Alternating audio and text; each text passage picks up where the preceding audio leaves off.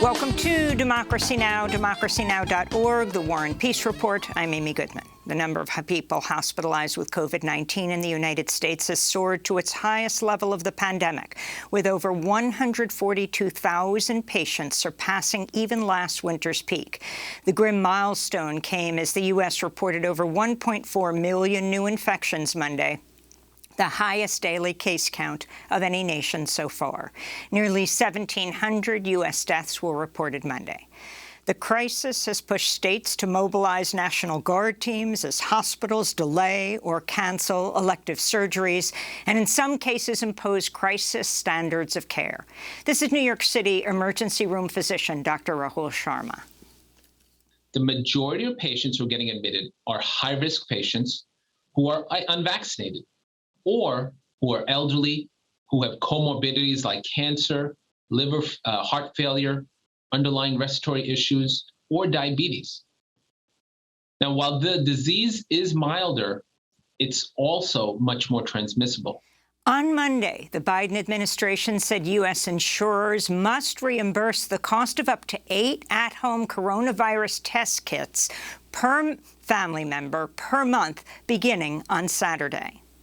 In Chicago, schools are back in session today, despite soaring rates of community spread. Chicago's teachers union agreed to return to classrooms after winning an agreement on enhanced COVID-19 testing in schools. In climate news, a new study finds ocean temperatures rose to a new record high last year as atmospheric carbon dioxide levels soared to a new high. This comes as Danish researchers reported Greenland's ice sheet lost more mass in 2021 than it gained for the 25th year in a row. Meanwhile, the insurance reinvestment firm Munich Re reports 2021 was the second most costly year on record, with insured losses from natural disasters totaling around $120 billion. The United Nations has launched a nearly $5 billion aid appeal for international donors to Afghanistan. UN Humanitarian Affairs and Emergency Relief Coordinator Martin Griffiths said without immediate assistance, a full-blown humanitarian catastrophe looms in Afghanistan. 1 million children potentially suffering severe acute malnutrition. 1 million children. The figures are so hard to grasp when they're this kind of size, but 1 million children in Afghanistan at risk of that kind of malnutrition, if these things don't happen, is a shocking one. In Washington, D.C., the Congressional Progressive Caucus is demanding the Biden administration lift economic sanctions imposed after the Taliban overran Afghanistan in August. The caucus tweeted, "If the current U.S. economic policy toward Afghanistan continues, quote, there could be more civilian deaths this year than there were in 20 years of war," they wrote.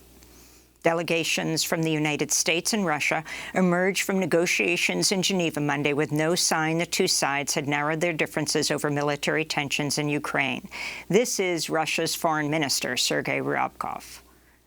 We underscore that for us it's absolutely mandatory to make sure that Ukraine never, ever becomes member of NATO.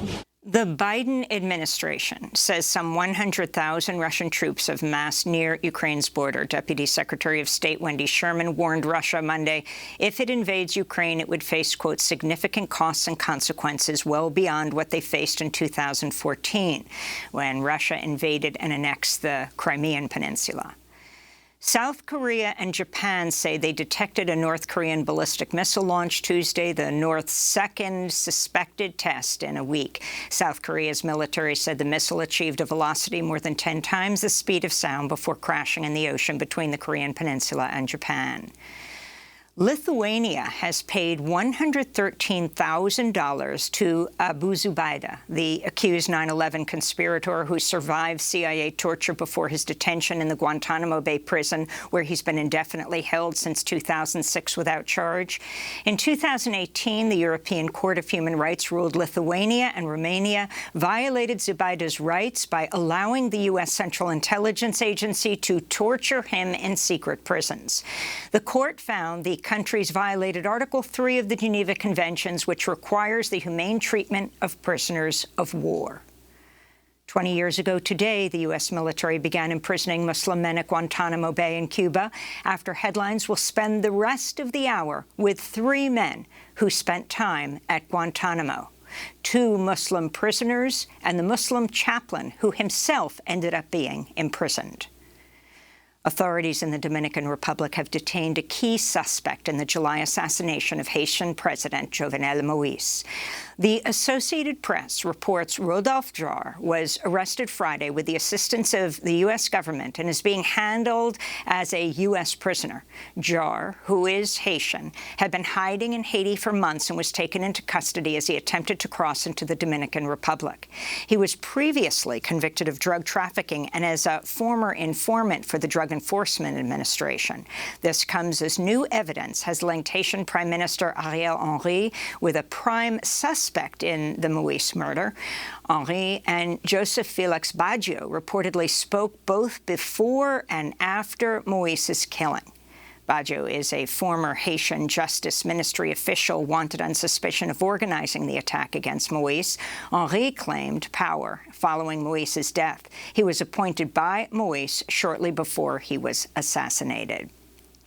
Meanwhile, the Institute for Justice and Democracy in Haiti reports 3 more U.S. deportation flights left Laredo, Texas, Monday morning, expelling 297 Haitian asylum seekers, including 63 children. El Salvador's Supreme Court has reopened a criminal investigation into the 1989 massacre of 6 Jesuit priests carried out by a U.S.-trained death squad during the Salvadoran Civil War. Their housekeeper and her daughter were also killed. 5 of the priests were from Spain, 1 was Salvadoran. There have been ongoing attempts to prosecute all those involved in the massacre since a 1993 amnesty law was declared unconstitutional in 2016.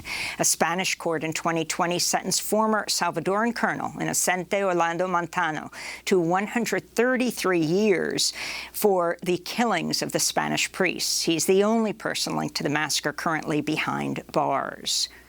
President Biden and Vice President Harris are in Georgia today, pressing lawmakers to pass major voting rights legislation.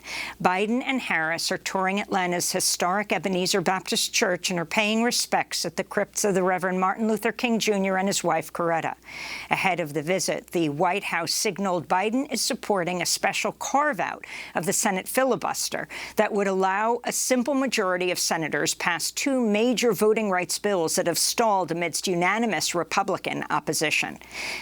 A number of voting rights organizations in Georgia will not be attending today's speeches by Biden and Harris. Cliff Albright, co-founder of Black Voters Matter, told reporters, quote, "We don't need even more photo ops. We need action. And that action is in the form of the John Lewis Voting Rights Advancement Act as well as the Freedom to Vote Act. And we need that immediately," he said. Also, a person who will be absent is the gubernatorial hopeful Stacey Abrams, the most famous of the voting rights activists in Georgia. In North Carolina, a group of voters is challenging the re-election bid of Republican Congressmember Madison Cawthorn, saying his support for rioters who overran the Capitol on January 6 disqualifies him from office. Cawthorn voted against certifying Joe Biden's presidential victory and spoke at the so-called Stop the Steal rally outside the White House last January 6th.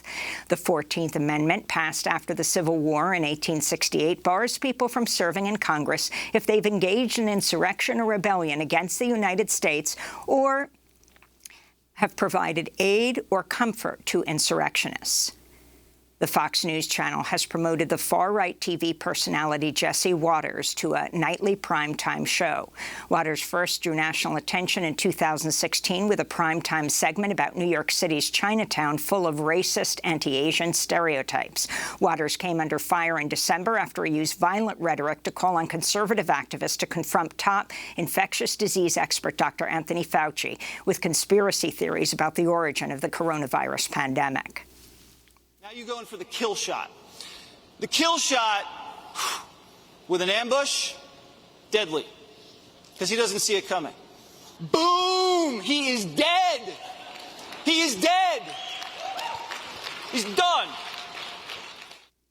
After those remarks, Dr. Fauci called on Fox News to fire Waters on the spot. Instead, Fox News announced Monday Waters will host his own show weeknights at 7 p.m.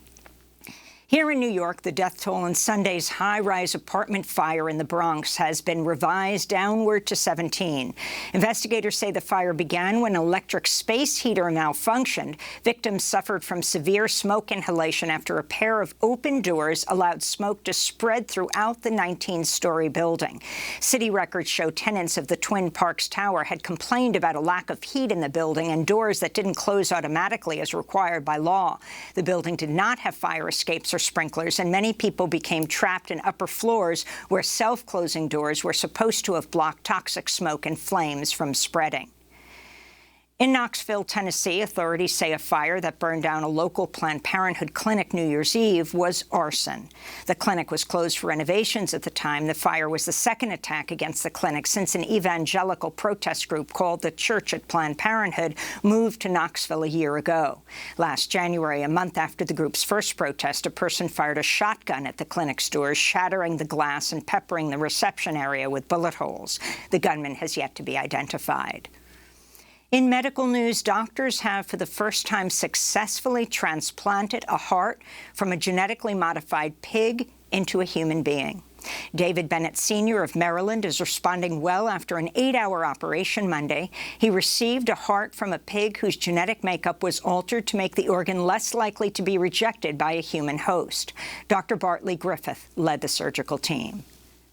We've never done this in a human, and I like to think that we have given him a better option than what continuing his therapy would have been. But whether it's a day, week, month, year, I don't know. Animal rights groups condemn the procedure known as xenotransplantation as unethical and dangerous. People for the Ethical Treatment of Animals said, quote, animals aren't tool sheds to be raided, but complex, intelligent beings. It would be better for them and healthier for humans to leave them alone and seek cures using modern medicine, they said. An investigation by the Washington Post found more than 1,700 United States Congress members enslaved people or were former owners of enslaved people, many of whom served in Washington long after the Civil War ended. The Washington Post researched thousands of historical documents and census records to compile what is the first ever database listing enslavers who served in Congress.